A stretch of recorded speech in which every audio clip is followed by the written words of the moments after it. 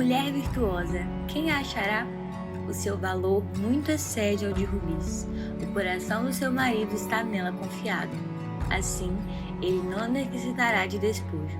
Ela só lhe faz bem e não mal todos os dias da sua vida. Seja muito bem-vinda ao canal Central da Palavra, dedicado a você, mulher, com palavras edificantes feitas especialmente para abençoar a sua vida. Antes de assistir a esse vídeo, se inscreva no canal, ative as notificações, deixe seu like, um comentário e compartilhe com quem você ama. O texto que é o tema desse Congresso de Mulheres Livres, está em João, capítulo 8, a Dani até já citou, o verso 36. Portanto, se o Filho os libertar, vocês de fato serão livres. E esse texto Jesus diz numa conversa, com os judeus que haviam crido nele. O texto começa aí no verso 31, disse Jesus aos judeus que haviam crido nele: se vocês permanecerem firmes na minha palavra, verdadeiramente serão meus discípulos. Olha que interessante. Se vocês permanecerem firmes na minha palavra, se vocês permanecerem firmes na minha palavra, verdadeiramente serão meus discípulos. É interessante Jesus dizer isso aos judeus que haviam crido nele. Então, não adianta falar da boca para fora, não adianta você sentir o entusiasmo pelo nome de Jesus, não adianta a gente querer só pegar a parte boa de seguir Jesus. Tem gente que faz isso, está fragmentando o Evangelho de Jesus Cristo. Então, aquelas partes da Bíblia que eu concordo, então, beleza. Ei, estamos juntos, Jesus. Agora, aquelas partes que me confrontam, que me desafiam, que eu tenho que negar a mim mesmo, que eu tenho que matar o meu ego, que eu tenho que tomar prumo na vida, essa parte a gente não é bem assim, os dias mudaram, a gente modernizou. Eu quero dizer para vocês, quando nós estivermos passado, Deus permanecerá eternamente. Então, a palavra de Deus não é antiga, não, e é fascinante esse livro. Quanto mais a gente lê a Bíblia, mais fascinado pela palavra de Deus nós ficamos e mais forjados por ela somos. Por isso que quando você pega a Bíblia para ler, te dá uma confusão mental. Se você não tem o hábito, mas o que é isso? Não estou entendendo nada. Ou então vou te dar um sono. Ai, meu Deus, toda vez que eu pego a Bíblia, me dá um sono. Porque não interessa ao inimigo das nossas almas que a gente saiba a nossa identidade em Deus. E para ter relacionamento, Jesus veio reconectar um relacionamento que havia sido criado pela queda. Então, Deus cria o homem, Deus anda com o homem, Deus vem estar com o homem toda a viração do dia. O homem peca, o homem toma a decisão de virar inimigo de Deus. Quando ele desobedece a Deus, ele toma a decisão de virar inimigo de Deus. É pesado isso, gente? Eu lembro um dia que a gente estava gravando um CD infantil do Crianças Diante do Trono, e o diretor, ele não era cristão evangélico, ele ficou meio chocado com a música, que dizia: houve um dia, um triste dia em que o homem pecou. Ele e Eva acreditaram na mentira que o diabo contou. Deus já havia falado: não comam desse fruto, mas eles se rebelaram e comeram tudo. O homem e a mulher desobedeceram a Deus, não quiseram mais ser bons amigos de Deus. Eles preferiram morrer, eles escolheram fazer o que era mal, o que era mal. O homem e a mulher se tornaram inimigos de Deus. E aí o diretor ficou chocado com aquela música, falou assim: mas como assim? Como é que você vai cantar para as criancinhas que o homem e a mulher decidiram ser inimigos de Deus? E a Ana, com toda a calma do mundo, virou para o diretor e falou assim, não sou eu que estou falando, é a Bíblia que fala. Por isso que Jesus, ele diz assim, vocês serão meus amigos se fizerem o que eu vos mando. Então, amar a Deus não é dizer que eu amo a Deus. Amar a Deus não é carregar as nossas camisetas estampadas, nem o crucifixo, sabe? Amar a Deus é obedecer a sua palavra. E Jesus está dizendo isso aqui muito claro. Se vocês permanecerem firmes na minha palavra, verdadeiramente serão meus discípulos. E conhecerão a verdade. E a verdade os libertará. Eles lhes responderam, somos descendentes de Abraão e nunca fomos escravos de ninguém. Como você pode dizer que seremos livres? Gente, esse livro é tão antigo, esse texto é tão antigo. Tem mais de 2000 anos que esse diálogo aqui aconteceu. Mas é tão atual, né? Como o povo hoje acha que é livre, vivendo uma vida totalmente distante de Deus. Eles chamam de liberdade as correntes de ouro do pecado. Eles chamam de liberdade destruir o próprio corpo. Eles chamam de liberdade se deitar com um, depois com o outro, depois com o outro, depois com o outro. Fazer aliança com várias pessoas. Gente, quando Deus pensa o casamento, Ele pensa na aliança entre um homem e uma mulher, não com homens e mulheres se deitando continuamente com vários e vários. As pessoas estão com as almas fragmentadas. E por quê? Porque Deus pegou pesado? Não, porque Deus preparou o sexo, a sexualidade, para ser desfrutada dentro de um casamento monogâmico. Mas as pessoas ignoram. Não, isso é antiquado, isso é ultrapassado. Mas quando as consequências chegam, elas ainda questionam o amor de Deus. Ou seja, eu desobedeço a Deus, eu ando distante de Deus, mas eu quero que Deus resolva as minhas pendengas. Por isso que Jesus está deixando muito claro aqui, ó, não interessa de quem que vocês são filhos, não interessa se vocês são filhos de Abraão. Se vocês realmente fossem filhos de Abraão, vocês não estariam fazendo o que vocês estão fazendo comigo. Jesus coloca um prumo no que realmente é liberdade. No que realmente é ser livre. Vamos dar uma olhada no nosso dicionário, né? Segundo o nosso dicionário da língua portuguesa, livre é que tem liberdade, que goza de liberdade política, civil e religiosa. Livre é que não está privado da sua liberdade física, solto. Quem tem o poder de decidir por si próprio, não monopolizado, independente, que não está ocupado, não comprometido, salvo. Olha que interessante. Salvo. Desembaraçado, sem obstáculos, isento, dispensado, espontâneo, que foi absolvido de um crime, franqueado. Olha aí. Quem aí foi absolvido de um crime? Todos nós.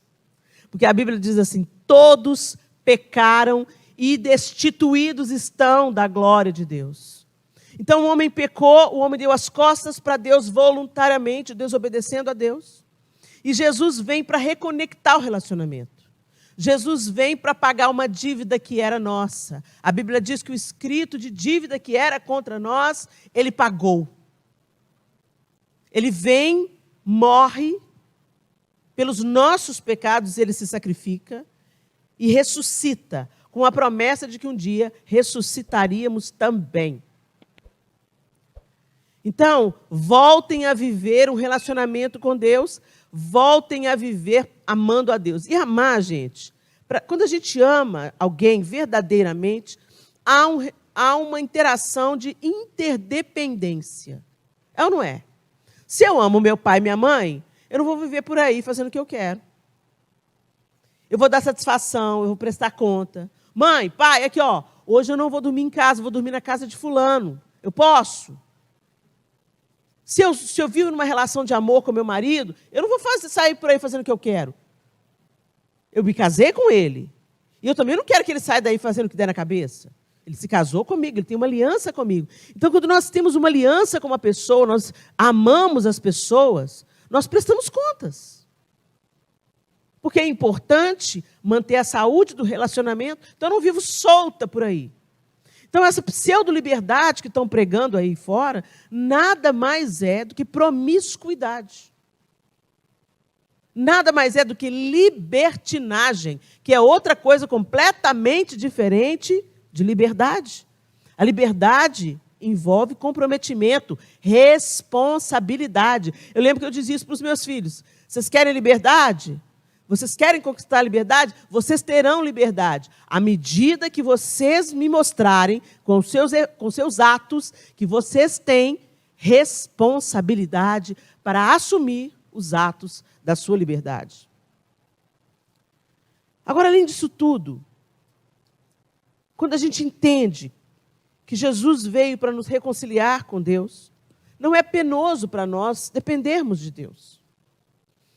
Gente, eu estou falando Deus da Bíblia, eu não estou falando Deus que o imaginário coletivo construiu irresponsavelmente. O Deus que nós muitas vezes pensamos existir, nada mais é do que fruto da nossa imaginação. Por isso que é tão importante a gente ler a palavra de Deus, porque a palavra de Deus expressa o caráter de Deus. Quem Ele é, como Ele pensa, o que Ele gosta, o que Ele não gosta. O que agrada a Deus, o que não agrada a Deus. Você só descobre lendo a palavra. Tem muita gente que descobre de tabela, né? Descobre na religião, igual eu. Uma vez eu estava frequentando uma igreja há pouco tempo, eu era uma adolescente, devia ter uns 14 anos, 15 anos na época. Eu estava há pouco tempo na igreja, meus pais tiveram uma experiência com Deus, e eu fui na lanterna. E eu comecei a cantar uma música antiga, não é da época de vocês, não, eu não sou velha, mas eu sou vintage. E eu estava cantando uma música da Amelinha, que dizia assim, foi Deus que fez o céu. Aí o irmão chegou para mim e falou assim, misericórdia. Eu falei, misericórdia o quê? Você está cantando música do mundo. Como assim música do mundo? A música fala de Deus, mas é música do mundo. Não é para cantar? Não, é pecado. Eu, tá bom. Passaram-se alguns anos, alguém cantou uma música do mundo perto de mim, eu falei, misericórdia. É o crente papagaio. Ele não teve uma experiência com o Espírito Santo, ele não sabe a razão das coisas, ele só repete como papagaio. E o Senhor não chamou a gente para repetir como papagaio, gente. O Senhor nos chamou, nos atraiu para nós o conhecermos. Porque o dia que nós o conhecermos, nós conheceremos a verdade, e a verdade nos libertará. Então nós precisamos, em nome de Jesus, entender isso. E viver dessa maneira, conhecendo ao Senhor.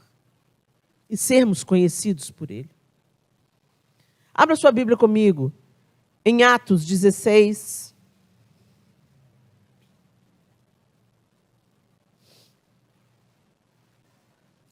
Atos 16, nós vamos ler a partir do verso 16. E conta para a gente uma história muito interessante.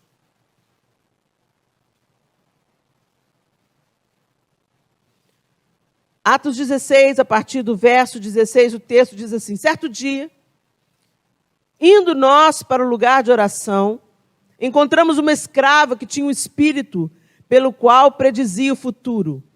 Entenda, uma escrava, Paulo que está narrando aqui. Indo nós para o lugar de oração, encontramos uma escrava que tinha um espírito pelo qual predizia o futuro. Ela ganhava muito dinheiro para os seus senhores com adivinhações. Essa moça seguia Paulo e a nós, gritando, estes homens são servos do Deus Altíssimo e anunciam o caminho da salvação. Ela continuou fazendo isso por muitos dias. E, finalmente, Paulo ficou indignado, voltando-se, e disse ao Espírito, em nome de Jesus Cristo, eu ordeno que saia dela. No mesmo instante, o Espírito a deixou.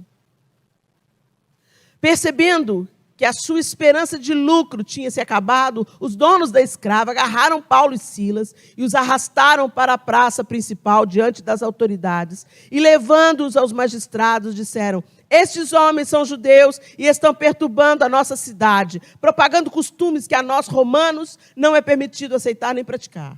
A multidão ajuntou-se contra Paulo e Silas e os magistrados ordenaram que se lhes tirassem as roupas e fossem açoitados. Depois de serem severamente açoitados, foram lançados na prisão. O carcereiro recebeu instrução para vigiá-los com cuidado. Tendo recebido tais ordens, ele os lançou no cárcere interior e lhes prendeu os pés no tronco. Por volta da meia-noite, Paulo e Silas estavam orando e cantando hinos a Deus. Os outros presos os ouviam. E, de repente, houve um terremoto tão violento que os alicerces da prisão foram abalados. Imediatamente, todas as portas se abriram e as correntes de todos se soltaram.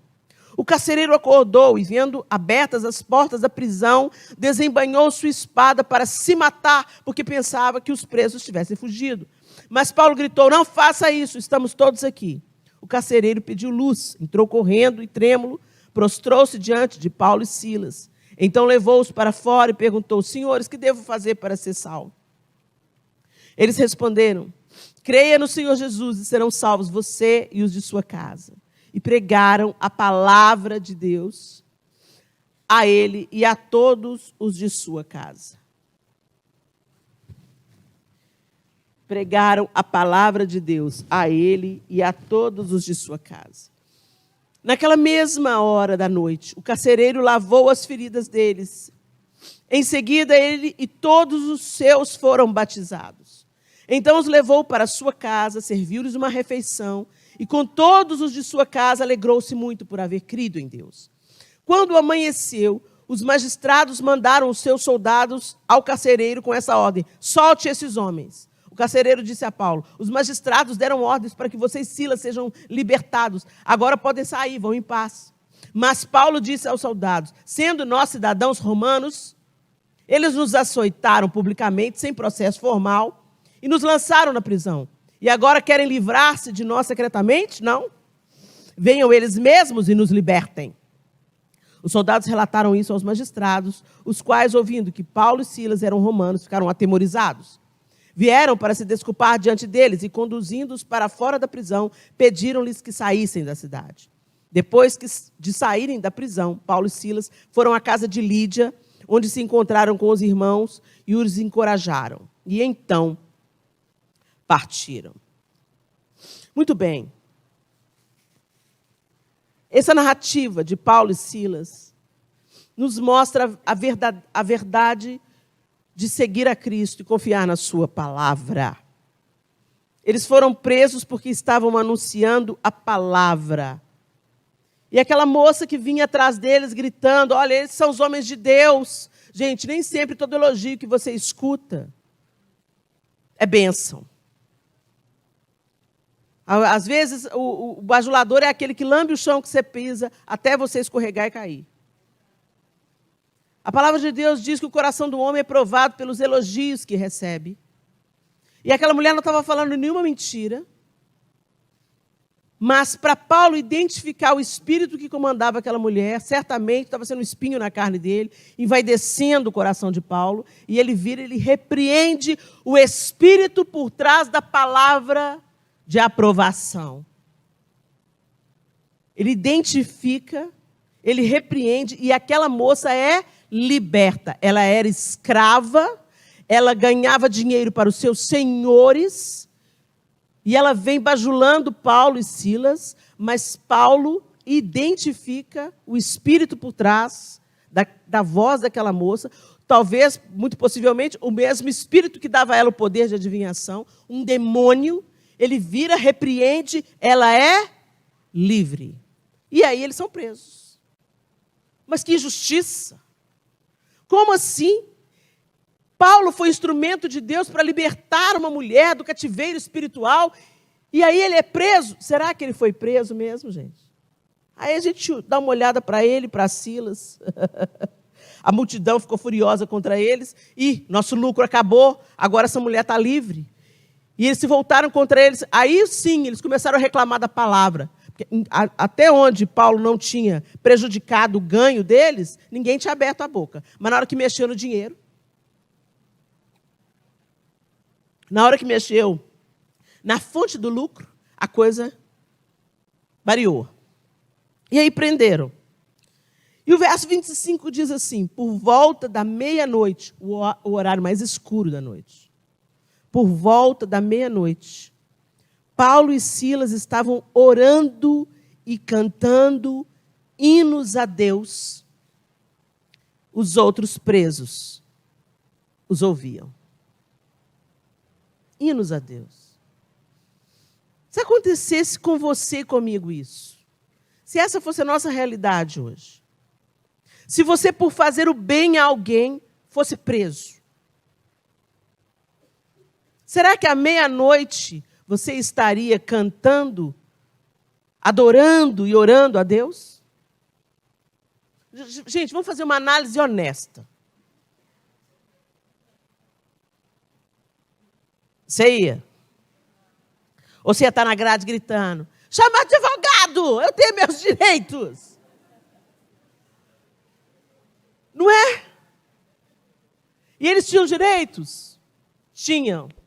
Porque o que os magistrados não sabiam, é que eles eram cidadãos romanos. Então, como cidadãos romanos, eles não podiam ter sido presos sem terem sido julgados, ouvidos. Não foi isso que aconteceu. Primeiro eles apanharam. Primeiro eles foram açoitados, o que chamaríamos hoje de tortura. E depois foram presos. Por quê? Porque oraram por uma mulher e ela foi liberta de demônio. Maldade a deles, né? E aí, esses caras conheciam uma liberdade que talvez a gente não conheça. E aí é que entra, será que a gente está sendo crente mesmo? Onde está a nossa esperança? Onde está a nossa fé? Onde nós temos depositado a razão da nossa vida? Será que é na palavra de Deus? A gente se diz discípulo de Cristo, mas será que nós somos mesmo? Como ele disse lá em João, se vocês permanecerem na minha palavra, vocês serão meus discípulos. Ou seja, se vocês permanecerem na minha palavra, vocês vão conhecer quem eu sou. Se vocês permanecerem na minha palavra, vocês vão saber como eu dirijo vocês. E vocês vão caminhar em interdependência comigo. Porque o amor é interdependente. E vocês vão me amar e vão me obedecer. Gente, isso é tão verdade que a gente tem uma amostra disso na criação dos nossos filhos. Quantos de vocês têm filhos aqui? Deixa eu ver. Um número expressivo. Eu não sei vocês, mas não me interessa a cartinha no Dia das Mães se o filho não me obedece. Sabe? Não me interessa que o adolescente no Dia das Mães venha com um presente que eu quero e fale, mamãe, você é gata, te amo. E no dia de eu falar, não vai, ele fala, vó, você não me manda, não me interessa, eu sou dono do meu nariz, tchau, e bate a porta.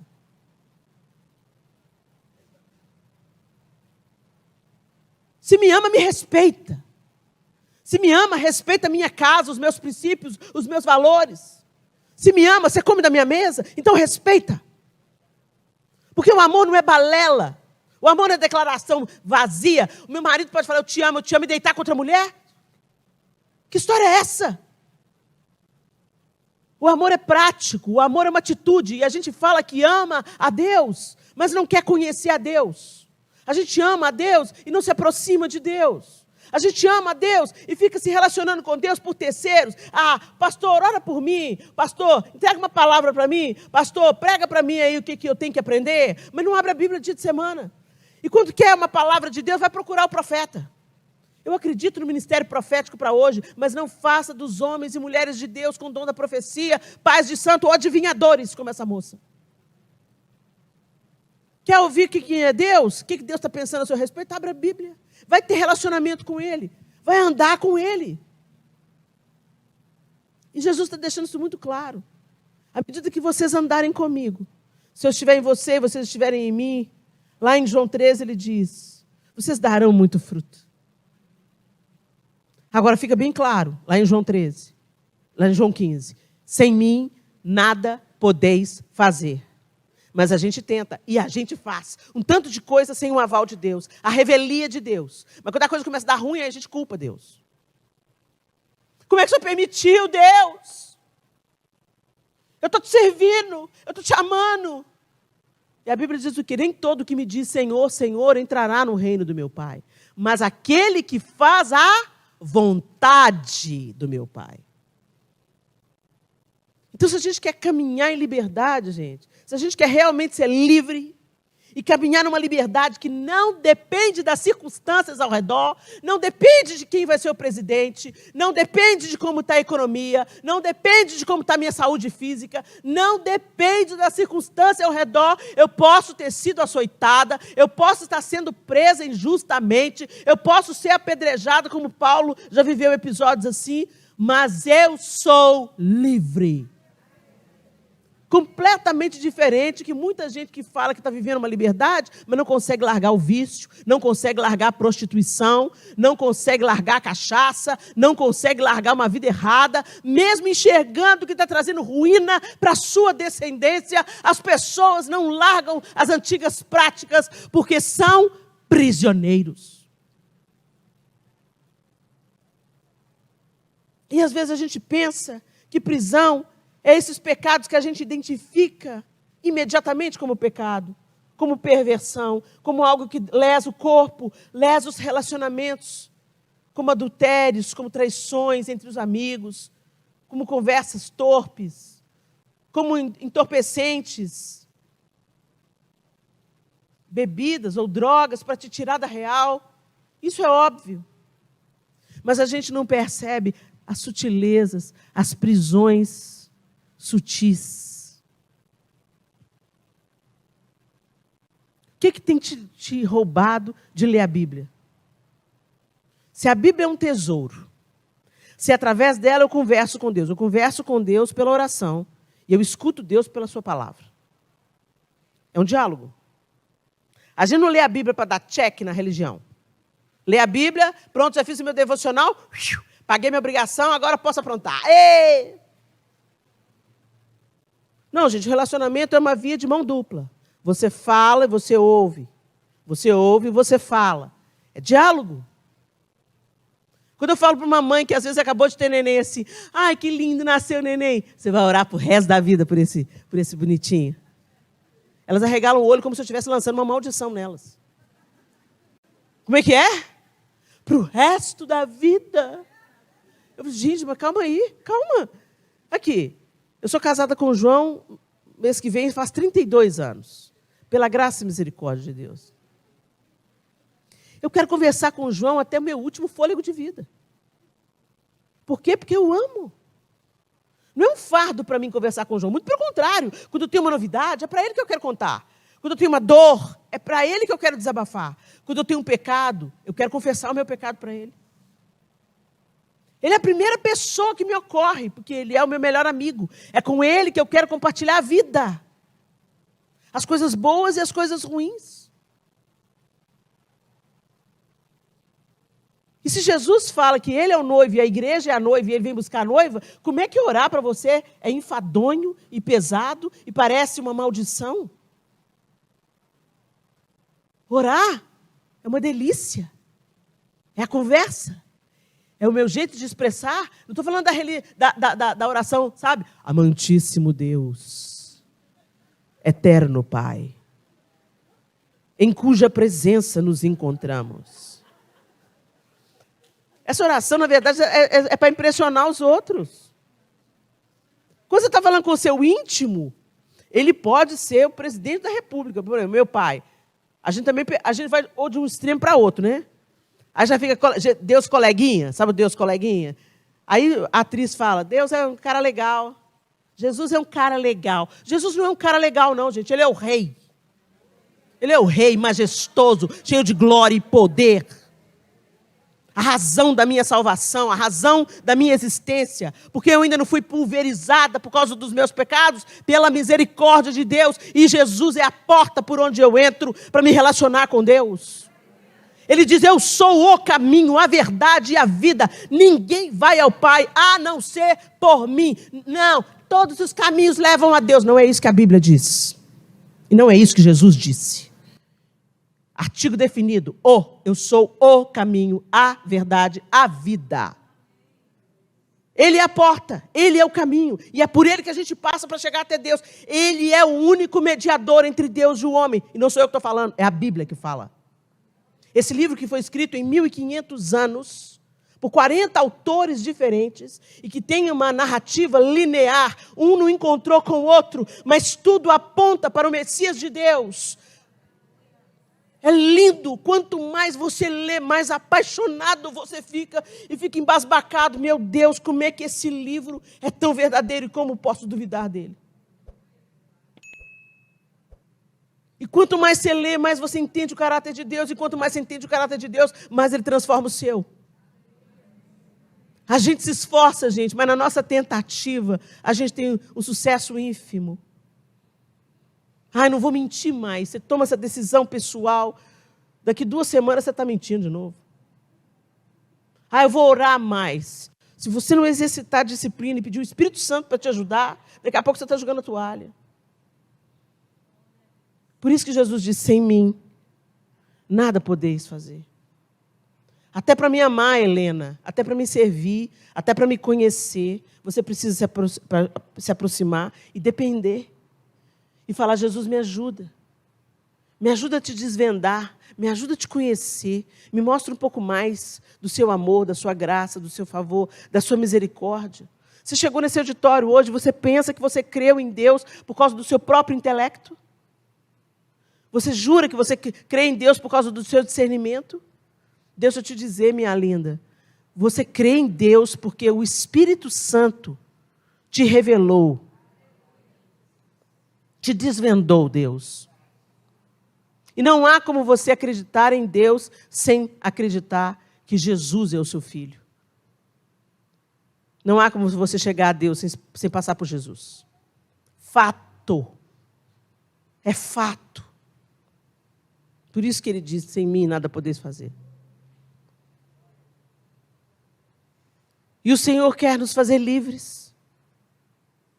E Ele quer fazer os processos funcionarem, por isso que eu gosto tanto da borboleta. A gente é essa lagarta horrorosa. Aí Jesus entra na nossa vida, põe a gente num casulo, parece que tudo acabou. Quando Deus começa a consertar a parada, parece que está piorando. Quem teve essa experiência? Nossa, foi só falar assim para Jesus, a coisa piorou. Não, minha linda, a luz que acendeu. E aí você viu o seu verdadeiro estado de corrupção, de miséria, toda encalacrada, com tanta porqueira desse mundo. Não, parece que está dando tudo errado. Não está, não. Deus está colocando ordem na bagaça. Aí você entra dentro do casulo. Parece que todo mundo te largou para lá. A vida perdeu o sabor. É porque antes você vivia a vida entorpecida. Mas eu nunca bebi, nem fumei. Mas compra, né, bem? Compra como se não houvesse amanhã. Come, né, bem? Come como se não houvesse. A gente arruma um negócio para tamponar as nossas dores, as nossas mazelas. Então a gente come, a gente compra, a gente faz cirurgia plástica, a gente muda o cabelo. Cada semana está com um. Só sintoma do vazio que está dentro. Fofoca. Você fofoca da vida de todo mundo. Conversa sobre a vida de todo mundo. Sabe as novidades da vida de todo mundo. Vício em rede social, você não pode viver sem ir lá no bafo do Facebook. Você não sabe viver sem postar no Instagram, como você é magra, bela, com filtro. Faz dancinha do TikTok. Tudo isso para tamponar. Depois fala, uma cara de pau. Eu não tenho tempo de ler a Bíblia. Não, tempo você tem, não é a sua prioridade, né, bem? Se é uma coisa que vai provar para a gente que a gente tinha tempo, mas não era a nossa prioridade, é a rede social. Porque tem até um aplicativo que mostra quanto tempo que você gasta na rede social por semana. Aí a gente fica indesculpável. Quando eu conheci o João, eu gosto de fazer esse paralelo, sabe, João? Gente, porque o nosso casamento terreno, o desejo de Deus, quando Ele cria o casamento, é que o nosso casamento terreno fosse uma sombra do grande casamento. O casamento de Cristo e a noiva, a igreja. E é tanta alegria, e é tanto gozo, e é tanta festa. Quem lembra do dia que casou? Eu não sei como é que foi o seu dia do casamento, mas o dia do meu casamento foi um dos dias mais especiais da minha vida. Você pode ter até se decepcionado com o seu casamento. Às vezes você já está no terceiro. Mas deixa eu falar com você. Aquele casamento que você planejou, que você sonhou, que você idealizou. Que dia precioso que é o dia do casamento. Agora você já imaginou? É só sombra. É só sombra do grande casamento. Toda alegria sexual que você já pôde experimentar dentro de um relacionamento a dois, é só sombra da alegria incontida, incontrolável que nós vamos sentir no encontro com o nosso amado.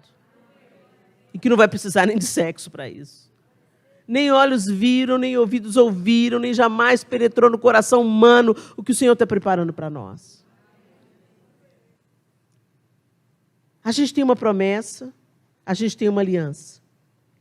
Então, quando eu falo do João, é porque imediatamente eu lembro desse paralelo e nós somos um casal absolutamente imperfeito. Mas eu gosto de aprender com a sombra que nós somos, com aquilo que está preparado.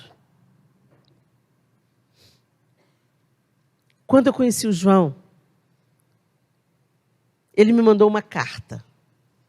A gente já estava namorando, de namorico, assim, né? Flertando com o outro. E eu tomando coragem para levar ele lá em casa para falar com meu pai. Eu nunca tinha tido um namorado. Eu já estava com 19 anos. Eu não sabia qual que ia ser a reação do meu pai. Eu pensei... Sabe a primeira coisa que eu pensei? Vou perder minha liberdade. Olha isso. Meu pai vai querer agora ficar controlando onde eu vou, com quem eu vou, como é que eu vou. Ai, será que é a hora mesmo de eu trazer desse moço em casa? Aí ele me mandou uma carta. Que a gente é vintage, né? Não é um WhatsApp, nem, né?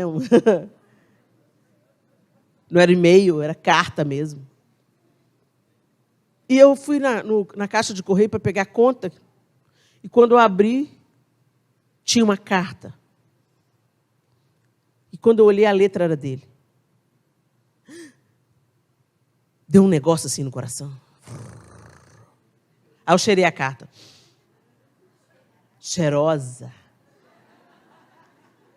Aí eu entrei correndo em casa, deixei as contas na mesa, entrei no meu quarto, fechei a minha porta, joguei na cama e chamei meu pai para ler a carta para mim. Vocês acham que eu fiz isso? É claro que não. Eu queria ler a carta do João. Eu queria saber o que estava dizendo e eu queria entender o que estava nas entrelinhas. E eu li e reli. E me deu uma alegria tão grande. Eu te acho tão atraente. Atraente, o que ele quis dizer com isso? E aí a gente revira os olhos, apaixonado, e lê de novo, e lê de novo, e lê de novo, e lê de novo, e põe na caixa de carta, toda enfeitada com borboletas. Não é assim, gente? Deus deixou as cartas de amor para a gente. Tem coisas que Ele quer falar com você no seu quarto. Mas você chama o pai para ler. Você quer que o pastor leia. Que o líder de célula leia. E é ótimo isso, quando o pastor lê, quando o líder de célula lê, mas tem alguma coisa que é só para você. Tem uma palavra que Ele quer falar só com você. E a intimidade é para aqueles que o buscam. Paulo e Silas sabiam que era isso. Não era a circunstância ao redor que definia se eles estavam livres ou presos. Eles eram livres, mesmo quando encarcerados.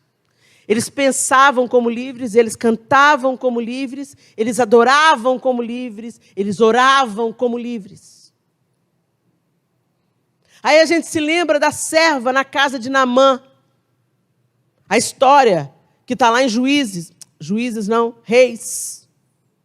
Reis. Segundo Reis 5, 1-3. Naamã, comandante do exército do rei da Síria, era muito respeitado e honrado pelo seu senhor, pois por meio dele o Senhor dera vitória à Síria. Mas esse grande guerreiro ficou leproso. Ora, tropas da Síria haviam atacado Israel e levado cativo uma menina, que passou a servir a mulher de Naamã. A menina era um despojo de guerra, ela era uma escrava trazida como despojo de guerra para a Síria, porque o exército da Síria venceu a batalha em Israel. Um dia ela disse à sua senhora: se o meu senhor procurasse o profeta que está em Samaria, ele o curaria da lepra. A menina não tem nem nome. A Bíblia não fala que idade ela tinha. Só fala que ela era uma menina, uma jovenzinha, uma jovem mulher. Talvez ali 13, 12 anos, talvez. Se fosse comigo, eu ia querer estar pondo veneno na comida do cara. Ah, me trouxe para cá como escravo, disposto de guerra, venceu o meu povo, me trouxe contra a minha vontade para trabalhar para a mulher dele, eu vou arrumar um veneno para pôr nessa comida. Mas não era isso que ela estava falando, ela descobriu que ele tinha uma lepra. E ela apontou o caminho da cura. A mente dessa menina não era mente de escrava. Era mente livre. Não interessa a circunstância ao meu redor, eu sou livre. Então eu não sou escrava do medo, eu não sou escrava do ódio, eu não sou escrava do ressentimento, eu não estou agarrada lá atrás naquilo que me fizeram. Ah, me fizeram, me traíram, me enganaram, me estupraram, me molestaram. Não, eu sou livre. Se vocês verdadeiramente conhecerem o Filho, verdadeiramente sereis livres. Será que somos? Não é o fato de você frequentar uma igreja, colocar uma estampa cristã na camiseta, dar dízimo e oferta na casa do Senhor, e até conviver dentro da igreja, que te faz livre, minha irmã.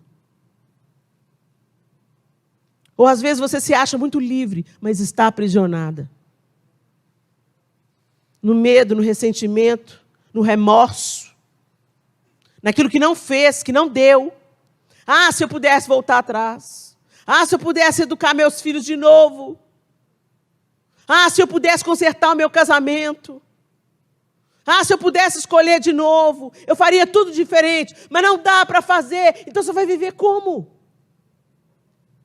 Como prisioneira. Ou você vai se aproximar de Jesus. Você vai acreditar na proposta de Deus.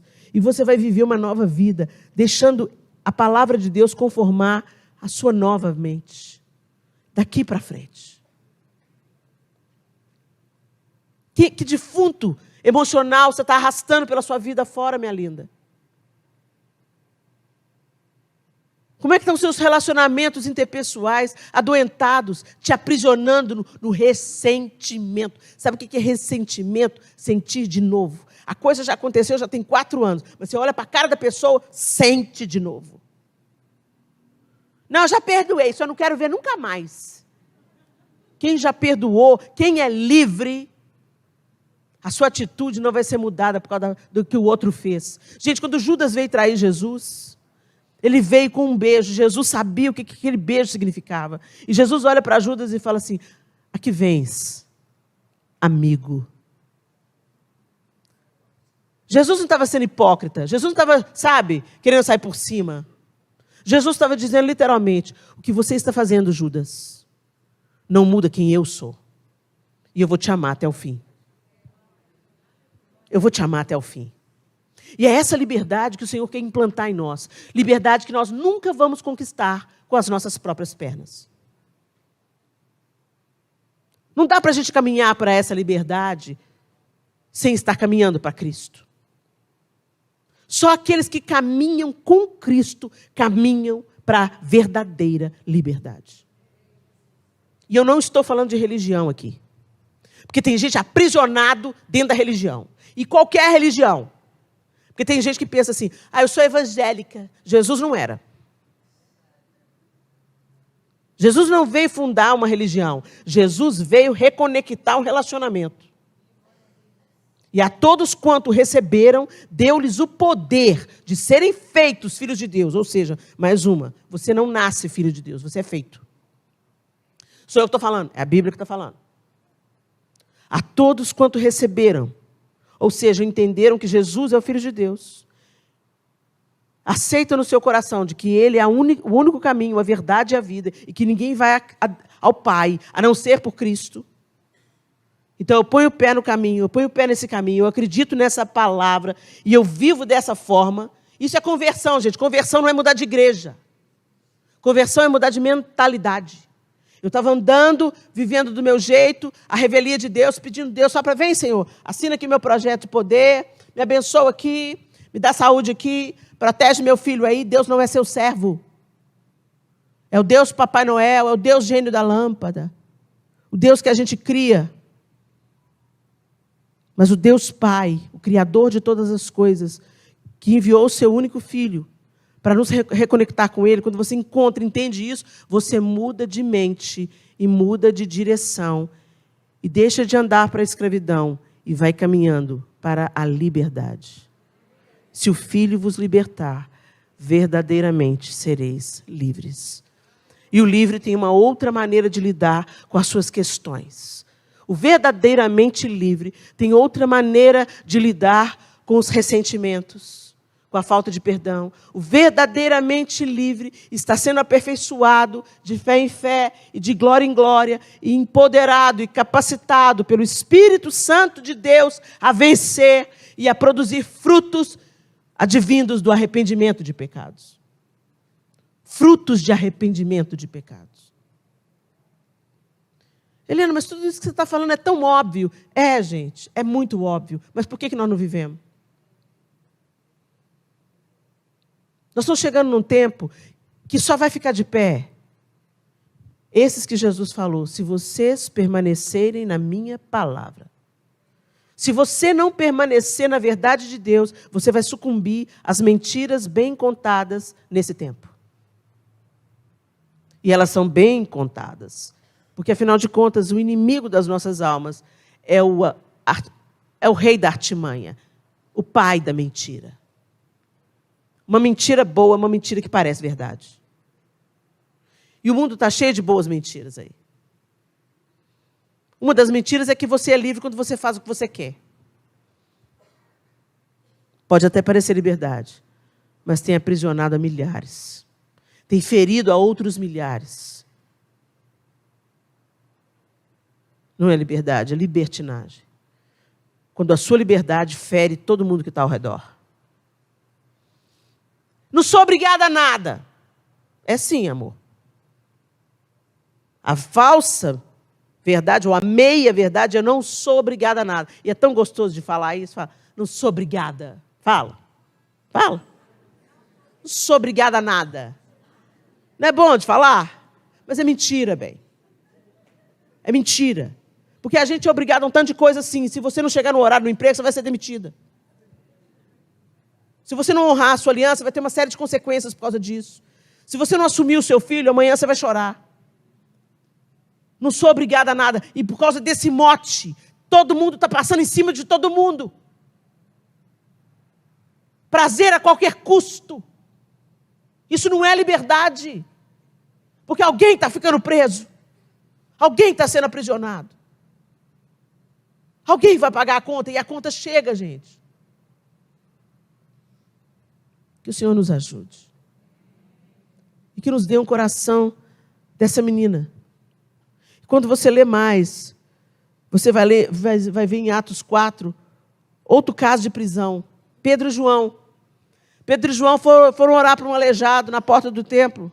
Aquele episódio que você conhece, não tenho prata nem ouro, mas o que eu tenho te dou. Em nome de Jesus Cristo, levanta e anda. O cara já era paralítico há 40 anos. E eles foram presos por quê? Porque curaram o cara. Porque eles estavam anunciando o evangelho de Jesus que ressuscitou dos mortos. Prende os caras. Prenderam Pedro e João. Por fazer? Qual que é o grande crime deles? Fazer um aleijado andar. Quantas injustiças você pode ter sofrido e você sabe que foi uma injustiça. Mas eu quero te dizer, você não foi o único. Paulo e Silas sofreram injustiça. Pedro e João sofreram injustiça. A menina que foi escrava na casa de Naamã sofreu injustiça. E o que é que você vai fazer com esses limões que a vida te deu? Vai ficar chupando com casca e tudo? Fazendo careta? Oh, vida, oh céus, oh azar. Deus me defenda. Não tem misericórdia nesse mundo. Ou você vai ter uma mentalidade daqueles que são realmente livres. Aquelas que nós não conquistamos pelo mérito, mas pela graça e misericórdia de Deus. Talvez você tenha vindo para esse congresso pensando que era livre.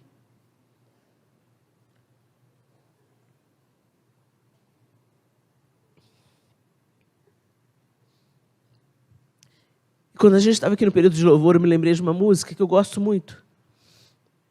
E o coro diz assim: livres para correr, livres para dançar,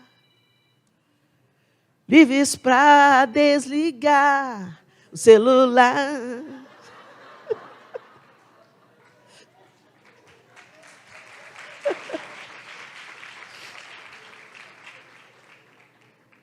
Aí a última parte fala: livres para viver por ti. Eu sou livre. Graças a Deus que eles falaram essa frase no final, senão ia ser inútil. Porque a verdadeira liberdade consiste em ser feito filho de Deus. Os filhos são livres.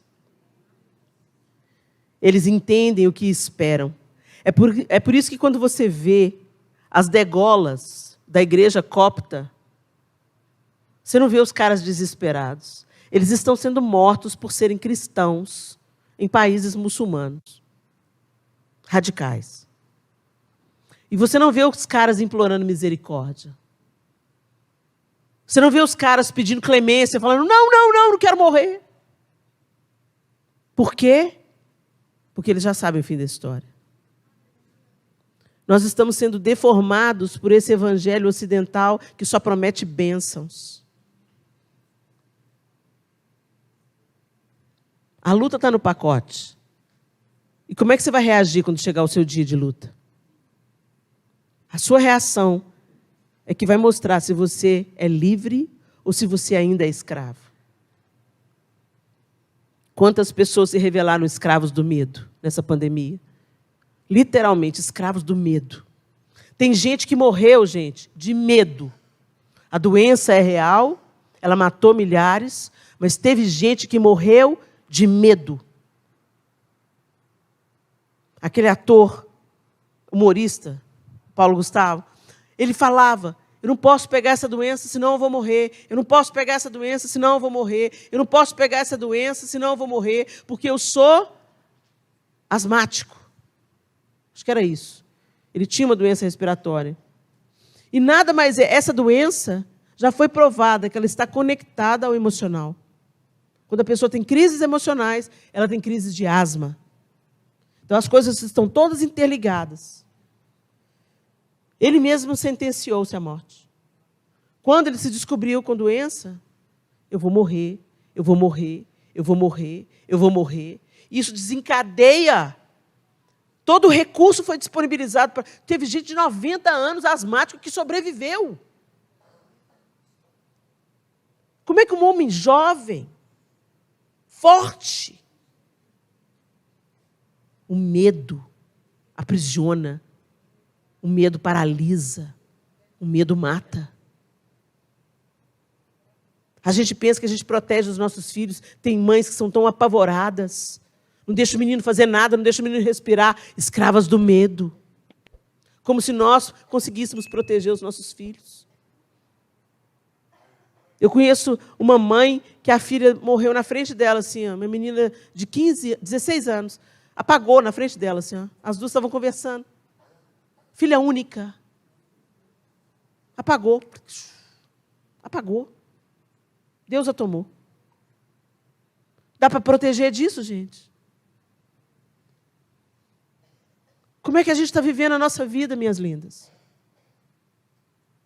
Será que a gente está vivendo a vida, pelo menos, caminhando e pedindo ao Senhor para forjar isso em nós? O Senhor forja em nós um pouco da mentalidade da escrava de Naamã. Forja em nós, Senhor, um pouquinho de Paulo e Silas. Forja em nós, Senhor, um pouquinho de Pedro e João. Forja em nós essa liberdade que não depende das circunstâncias ao redor. A gente gosta muito de cantar: essa paz que eu sinto em minha alma, não é porque tudo me vai bem.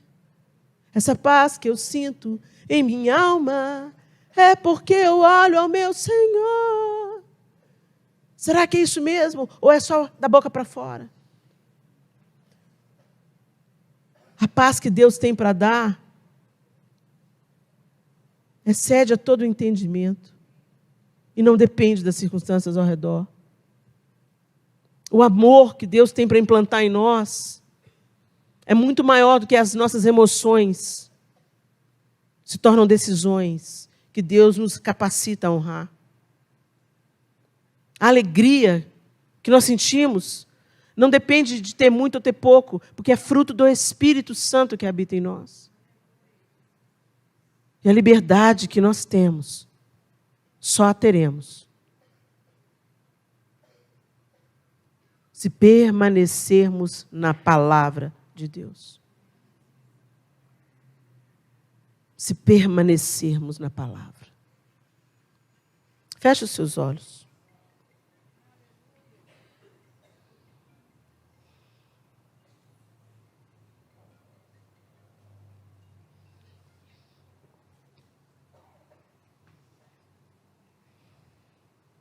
Quais correntes douradas estão te aprisionando?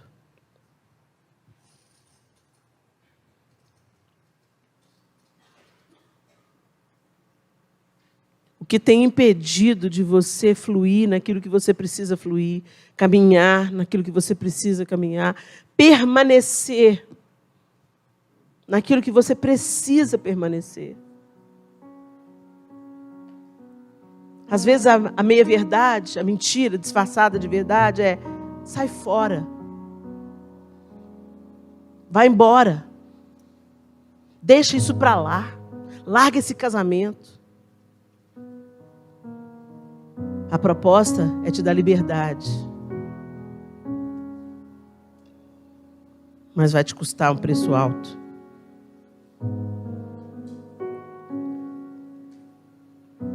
Às vezes a proposta é: desiste. Desiste. Desiste desse filho. Desiste desse pai, dessa mãe. Desiste. Se Deus quiser salvar, Deus salva. Você já fez tudo que você podia fazer.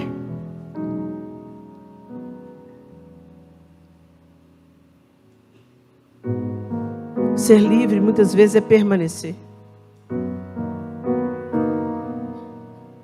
É perseverar. É continuar destilando doçura como única esperança, às vezes, de um ambiente totalmente amargo. Conhecereis a verdade, e a verdade vos libertará. A menina era escrava, mas apontou o caminho da liberdade de Naamã.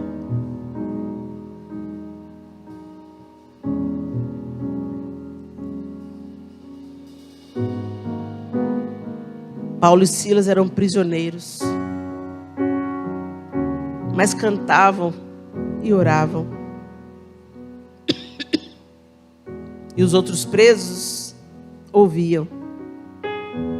E a consequência da liberdade interna deles é que não só a moça foi liberta do espírito maligno, mas o carcereiro e toda a sua família. Em outros textos e outros trechos da palavra de Deus, a gente vê que Paulo, enquanto estava encarcerado, ele pregou para toda a guarda pretoriana. Não bastava ele estar preso, ele tinha que ser guardado por um guarda romano. E ele fazia o quê? Apresentava o evangelho para quem vinha tomar conta dele, para ele não fugir. Que nível de liberdade é esse?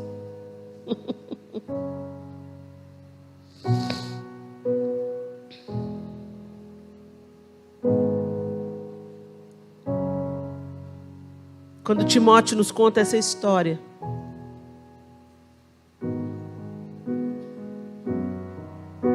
de Paulo e Silas, a gente pensa: meu Deus, que nível é esse de intimidade? Que nível é esse de liberdade? E os caras parecem doidos, porque quando eles recebem finalmente a liberdade, eles falam: não vai ser de qualquer jeito, não. Nós somos cidadãos romanos.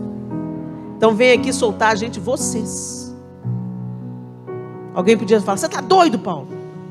Aproveita a oportunidade e foge. Não, vou fazer as coisas direito.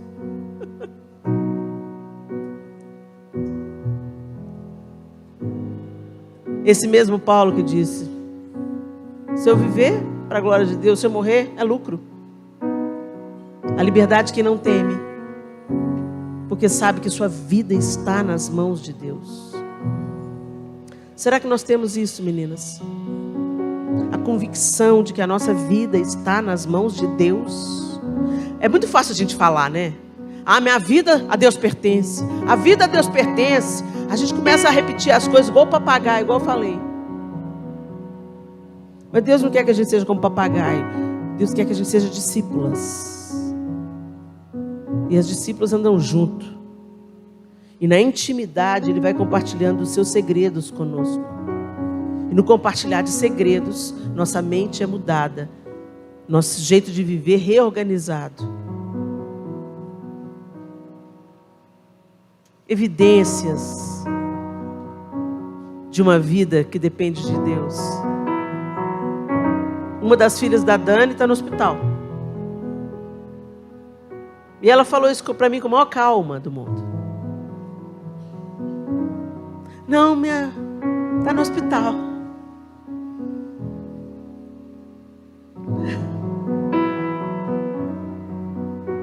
Está fazendo exames.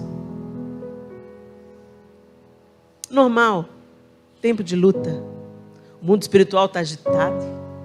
Mas ela sorria como quem sabe o fim da história. É para esse lugar que o Senhor quer nos levar. E a gente chega lá andando com Ele. Quem quiser vir após mim, negue-se a si mesmo, tome a sua cruz e siga-me. Chega junto, anda junto. Porque quando você andar junto, eu vou transformar você. E quando você menos esperar, não é que eu estou reagindo diferente?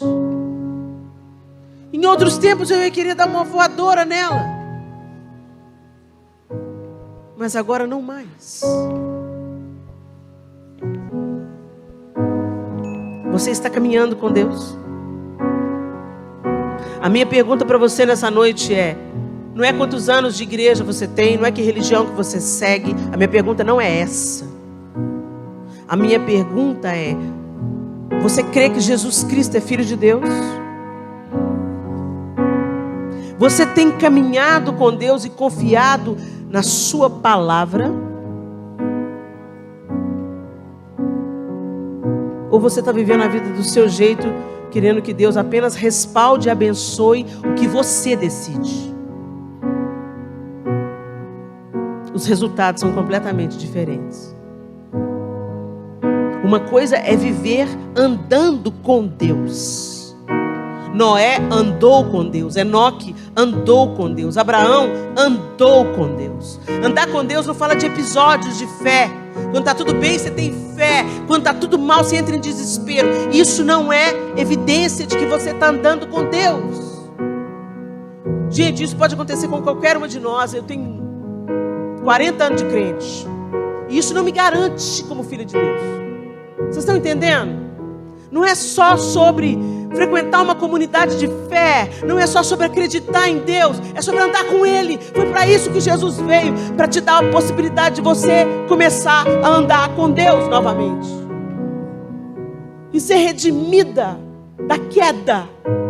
O mundo está em queda.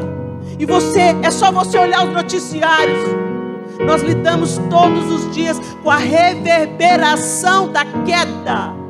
O homem vive desprezando Deus. Quando acontece a tragédia, todo mundo fala assim, mas cadê Deus? Onde estava Deus? Não, a pergunta tinha que ser diferente. A pergunta tinha que ser, por que Deus, sendo um Deus santo e poderoso, ainda dá um dia para a gente viver? Uma noite para a gente dormir? Chuva para regar a terra? Porque Deus, sendo um Deus perfeito e santo, ainda continua fazendo crianças nascerem, mesmo de homens que vivem a revelia dele. Porque Deus, sendo Deus justo e perfeito, permite que a misericórdia se renove todas as manhãs para aqueles que creem serem restaurados. A pergunta é diferente, gente. Não é onde que Deus está no meio da tragédia. Nós merecemos a tragédia. Nós buscamos a tragédia quando nos distanciamos de Deus. A pergunta é: por que Deus? Que amor é esse, Deus? Que amor é esse, Deus? Que permite que a gente ainda viva e que as suas misericórdias se renovem sobre nós todas as manhãs. Que amor é esse que faz o seu sol nascer sobre justos e injustos e até a chuva regar a terra? Que amor é esse que faz a nuvem aplacar o calor? Que amor é esse que faz as 4 estações não falharem? Que amor é esse? Que misericórdia é essa, Senhor? Impressionante. A porta está aberta. Ainda. A misericórdia do Senhor ainda permanece. E o convite continua sendo feito. Como ele disse para Abraão: anda comigo e ser perfeito. Antes da gente terminar, eu queria te dar uma oportunidade de dizer isso para Deus. Eu quero andar contigo. Eu não quero só falar do Senhor. Eu não quero só ter o Senhor nas camisetas estampadas. Eu não quero só ser evangélica ou católica ou sei lá o quê. Eu quero andar com o Senhor. Eu quero te conhecer. Eu quero que o Senhor me conheça. Eu não quero ser só a sua criatura. Eu quero ser sua filha. A todos quanto receberam, deu-lhes o poder de serem feitos filhos de Deus. Fecha os seus olhos.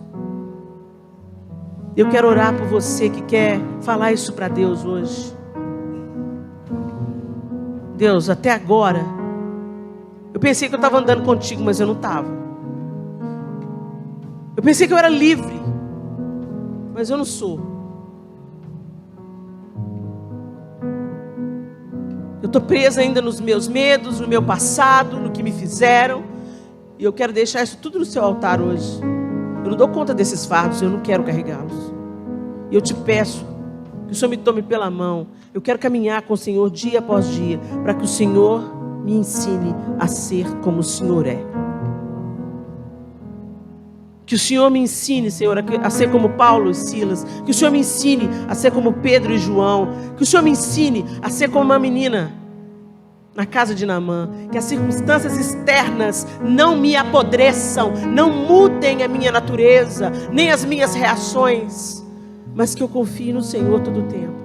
Se tem alguém aqui que quer tomar essa decisão hoje, de andar com Deus, eu queria que você levantasse a mão para eu te identificar. Eu quero orar com você. Amém, glória a Deus. Amém, amém, amém, glória a Deus. Fica com a sua mão erguida. Amém. Nós temos algumas mãos aqui. Continue de olhos fechados. Nós aqui não estamos assistindo a decisão de ninguém. É uma decisão muito pessoal. Eu queria que vocês que estenderam as mãos continuem todos de olhos fechados. Que vocês que estenderam as mãos fiquem de pé no lugar de vocês. Aí onde vocês estão. Eu vou fazer uma oração e eu gostaria que vocês repetissem em fé, como uma atitude de fé. E você que está de pé, você não está de pé diante de mim, ok? Eu estou no mesmo nível que você, nós precisamos de Deus, todas nós. Mas você, quando você fica de pé aí no seu lugar, você ergueu primeiro a sua mão e você ficou de pé, você está declarando com essa atitude, diante dos céus e diante do inferno, que você quer deixar seus fardos, seus medos, suas prisões aos pés do Senhor, e que você quer caminhar com Ele. Vocês entenderam como isso é grande? Isso é maravilhoso, vai exigir de você disciplina, perseverança, mas peça ajuda do Senhor, peça ajuda do Espírito Santo, Ele te fortalece. Eu vou fazer uma oração para vocês que estão de pé repetirem comigo, mas não repete igual papagaio não, escuta o que eu falo. Se vocês concordarem com o que eu estou falando, repita aí no seu lugar. Amém? Vocês que estão assentados de olhos fechados, você não precisa saber quem está de pé, mas você pode orar por essas pessoas. Começa a orar por essas pessoas que estão de pé agora. E vocês que estão de pé, repitam comigo assim: Senhor Deus, Todo-Poderoso, Criador dos céus e da terra, eu creio em Ti. Eu creio também que Jesus Cristo é o Teu Filho, enviado para ser a porta, para ser a ponte que me conecta de novo ao Senhor. Eu não quero ser apenas Tua criatura, eu quero ser Tua filha. Por isso, eu te peço perdão pelos meus pecados, aqueles dos quais eu me lembro e tenho consciência, e aqueles de que eu nem tenho consciência.